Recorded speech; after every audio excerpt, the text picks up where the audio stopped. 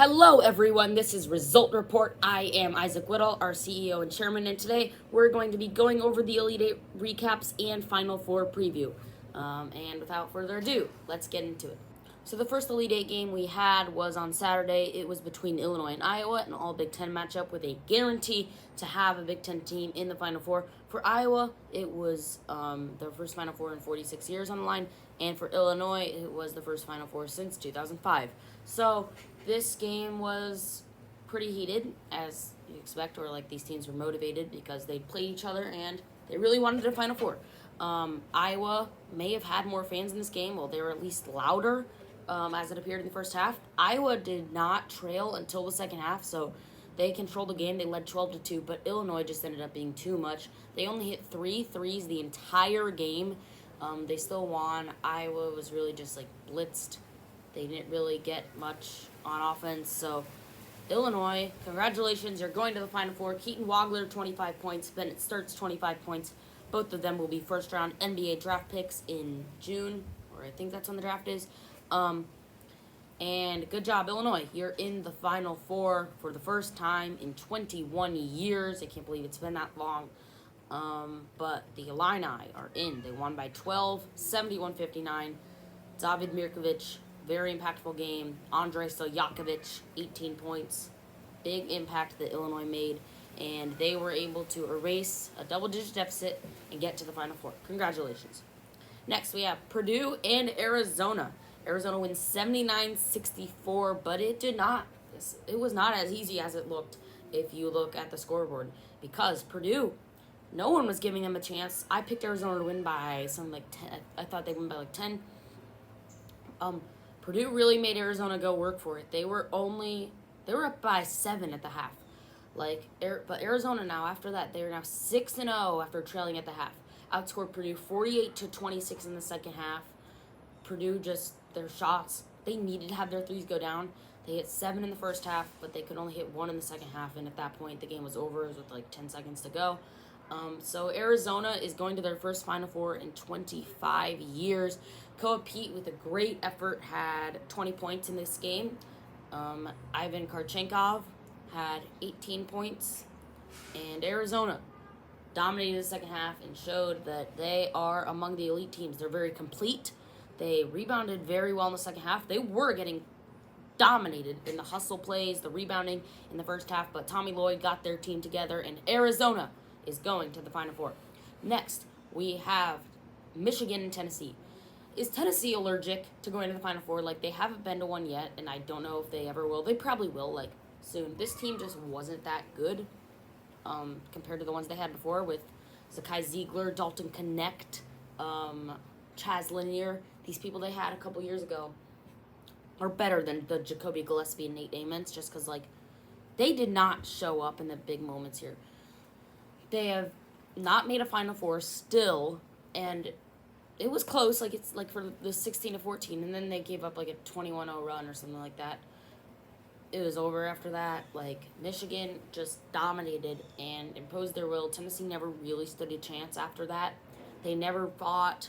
It was dominated by Michigan and showed that they are also among the elite. I'd say if you're ranking how good these teams are this season, including the eliminated teams, there's one tier, Michigan and Arizona.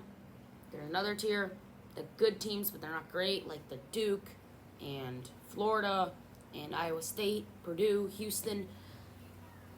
And then there's everybody else.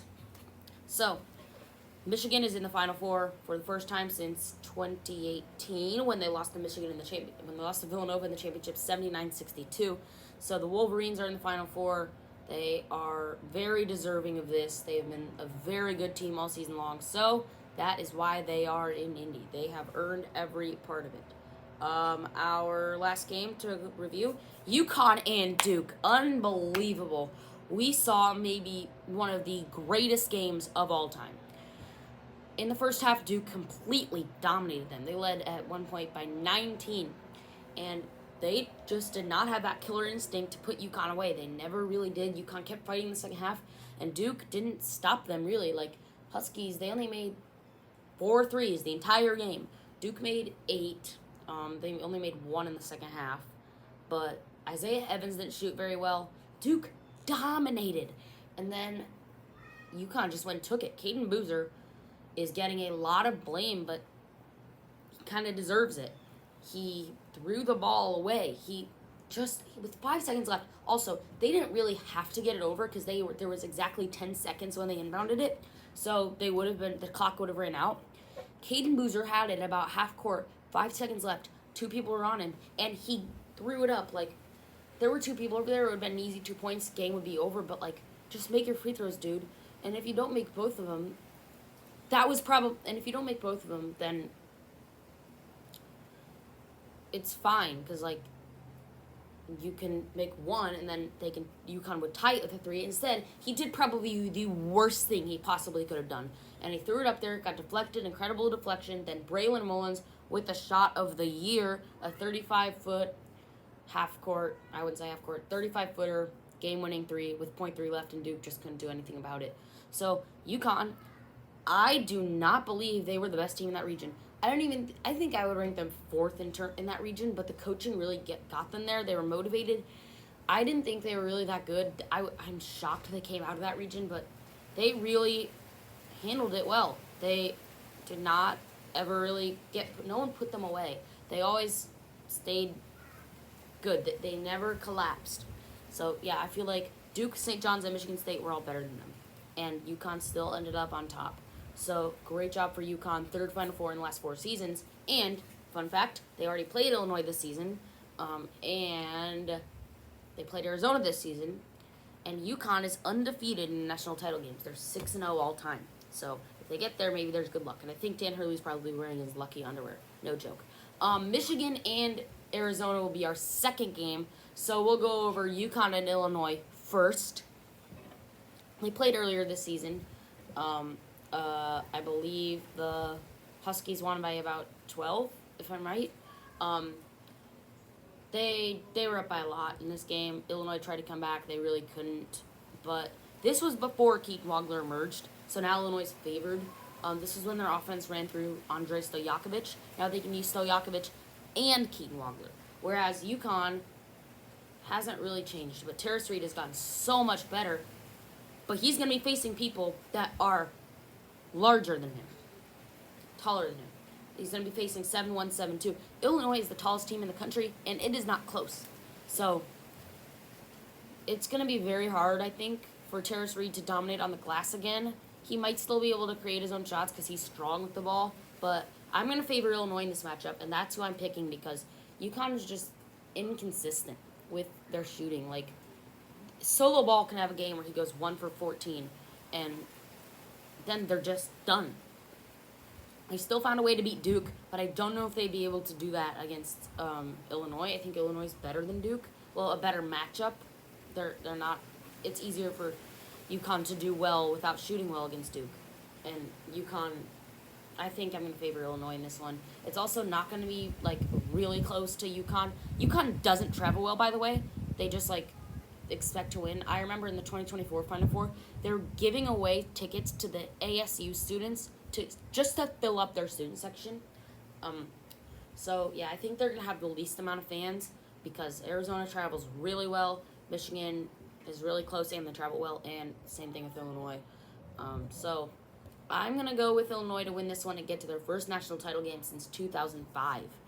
And then, like I said, we're going to go over the Michigan and Arizona game. Arizona, I think, is the best team in the country.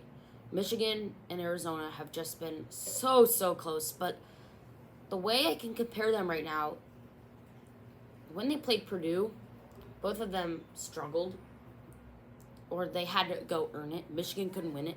I think they might have figured stuff out at the end, but, like, Arizona got the win, and it was convincing. The first time, Michigan got the win, and it was convincing, but the second time, they lost, and they got embarrassed. And I think Arizona had to go through the harder path. They got better equipped to face a team like Michigan. They had to beat, Long Island easy. Utah State was probably a better mid-major than St. Louis. They had to go through Arkansas and Darius Acuff, SEC Player of the Year. And then they had to go through Purdue and Braden Smith and Trey Kaufman and Fletcher Loyer. They have been battle-tested. I'm going to go with Arizona. Whereas Michigan, they got Howard, St. Louis, who gave them a run for their money, Um, Howard, St. Louis, Alabama, who didn't have Aiden Holloway, and also they weren't hitting their threes, but that's credit to Michigan defense. And then Tennessee, and Tennessee's a 6th seed. And if they faced Iowa State, it would have been without Joshua Jefferson. So I think Arizona's faced harder teams. I think they're also better. They're very, very similar, but I think Arizona's better. They've got some more chemistry, and I think they just dominate inside. Michigan sometimes relies on threes a little bit more, and Arizona's defense is pretty good, so I'm going to pick the Wildcats. But thank you so much for watching. I am Isaac Woodall. Thank you so much again, and if you want to know more about college basketball, please subscribe. Transfer portal updates coming soon. See ya.